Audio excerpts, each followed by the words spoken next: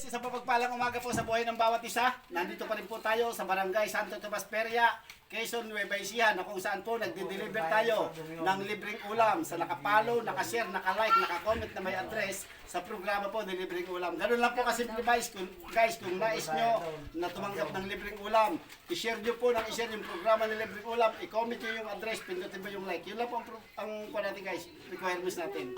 Sa bawat share nyo po, hindi po yan nasasayang. Ito po pinamimigay natin ay bunga po ng inyong share. Napanood po tayo ni Retired Colonel Virgilio Baldovino na kung saan siya po ang nagbibigay nito. 10 banyerang isda na po yung naipamimigay niya sa programa po ng libreng ulam. At meron po tayong sponsor ng ulo ng manok kay Sir Rolando Dumayan. Dito lang po ito sa Barangay Balok. Likod lamang po siya ng 7-Eleven. Meron din po tayong sponsor ng tinapa kay Ma'am Maribel Bauto sa Barangay Tambuatin, San Leonardo, Nueva Ecija. Yan po yung mga nakapanood sa programa po ng libreng ulam. Meron po tayong sponsor ng lugaw kay Sir King Pimanlusok. Dito lang po sa Santo Rosario. Kanya kung nais nyo magpalugaw dito, pwede po akong magdala ng lugaw dito.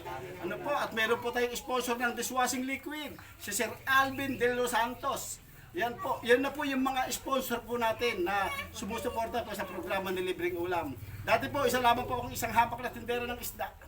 Wala po akong kaya na magbigay.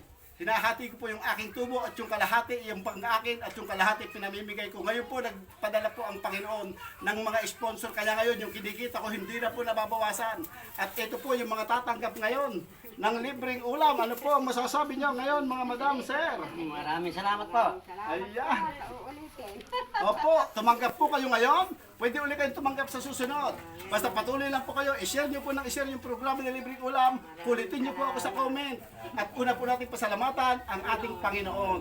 Siya po ang tunay nating sponsor. Pangalawa po sa kanyang mga ginamit na tao, si Retired Colonel Virgilio Baldovino, si Sir Rolando Dumaya, Ma'am Maribel Bauto, King Pimanlusok.